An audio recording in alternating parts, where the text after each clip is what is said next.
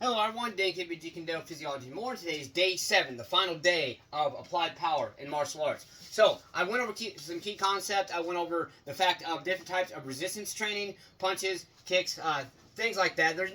Obviously, there's so many things you can do. There's so many things I can cover, but there's no way I'm going to be able to cover everything. And you've got to honestly use your own trial and error for the judgment based on your needs, based on your activities, based on what your ultimate goals are when you are applying power in the martial arts sense. Okay, so now, technique, proper technique of a punch, proper technique of a kick is very, very crucially important too. Okay, so as far as proper technique, what I always focus on and tell people to focus on when doing punches is definitely your fist. Okay, like I've said before in many videos and previously, is you do not want to punch with a clenched fist. You want to have your fist loose. And if you're not good at this, if you're used to clenching your fist before you punch, you definitely want to practice on, I would say, practice on a heavy bag, practice on a mat, something soft and whatnot. And what you want to do is, instead of clenching your fist, not until the moment of impact. Clench in the moment of impact. Clench in the moment of impact. Clench in the moment of impact. Because what happens is, when you have your fist clenched already, you're tense and you're tight.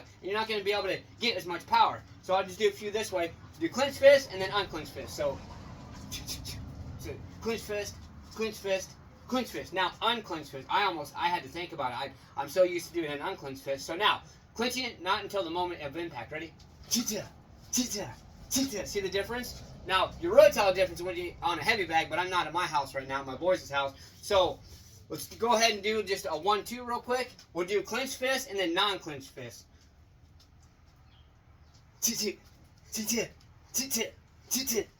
Okay, so there's clenched fist, there's non-clenched fist.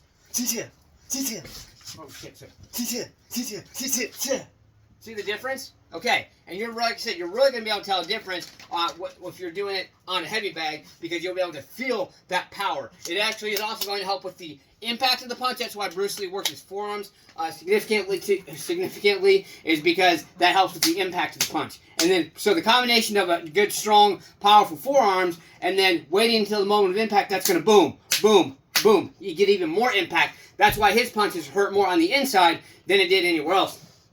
Now, as far as kicks, obviously, technique. With kicks, it's a little more difficult. I strongly recommend different kicking drills. There's one kicking drill that I was just doing on days I run and off and on. Now I do it every single day, sometimes twice a day. And I've shown it in previous videos. Yeah, obviously, that even somebody with good balance, the way you're moving and the way that you're actually angling, you're probably still going to be want to hold on to something to balance yourself, because I have pretty good balance. And I still got to balance myself with this kicking drill. So what you do is you hold on to something, you go low, mid, and then high. My hips a little tight. High, low, mid, high. What I do about 11 of those, and on the 11th one I'll go like this, and I'll just kind of hold on to it, get a good, nice little stretch in there all the way around.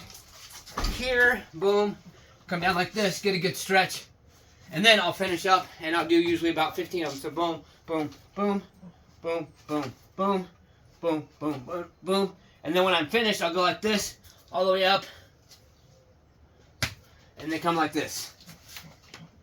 And that's the way I do it, okay? So just kind of work with it a little bit, play around with it, trial and error. Like I said, like always, trial and error. Now, as far as getting the most power in your kicks, you want to do what's called hip involvement. One of my very first videos that I posted over 3 years ago, probably 3.5, probably close to 4 years ago now, is actually specifically on basically talking about including the hip, or hip involvement. And then I posted another video about maybe 1.5, 2 years or so after that, where it's focusing primarily on the hip involvement and kind of some details on how to get better at your technique, how to increase your power. Because if you're not involving your hips in punches, or not involving your hips in kicks, you're not going to get that full power. Plus, you can actually possibly get hurt. So the difference here, if you don't do that hip involvement, it's just, okay, kick. Okay, you see a lot of people do this, so they just bring the leg up and kick. That is not a kick, okay? Hip involvement. So you go, I'm going to go a little slow here, okay? Boom. Hip involvement, hip involvement, hip involvement, rather than just kind of fling it out there. No. Fling it out there, you're not going to get the power. You can possibly get injury, and you're going to snap at the knee, and that's going to possibly cause knee injury. So, hip involvement, hip involvement, hip involvement. Now, you're going to feel it at first. You're going to feel it in your hips. You're probably going to be sore for a couple days when you first start that, but that is how you're going to do it. Now, Another way too, obviously, is doing both punches and kicks. So if you want to do that, just boom, boom, boom. Okay, so I'll do a 3-hit combo into a side kick. Okay? Practice, practice, practice. Boom, boom. Hip involvement. Boom, boom. Hip involvement. Do those things. Apply yourself. And here's what I want you to challenge with. Magic number 5. Take 5 different exercises. You can do 2 punches, 3 kicking combinations. You can do 3 kicking, 2 punches. Make your own drills, make your own combinations, use my advice, go back to my playlist and check out some other videos on punches and kicks and find your own way to help develop the power, to help develop your technique, and then follow other people as well. I strongly encourage you to follow other motivational speakers, other martial artists, other fitness channels, because you can learn some things from them that I may not teach you, and vice versa. I even watch a lot of those because I can learn things from other people, and maybe they can learn from me. So let's get out there, stay motivated, believe in yourself, believe you can do it, and believe that you deserve it. Let's get out there. Let's go. Smash, punch, kick that like button. Just don't break it. Let's get out there and do something. Do more than what you did yesterday. Let's get out there, get your ass up, and push yourself. Let's go.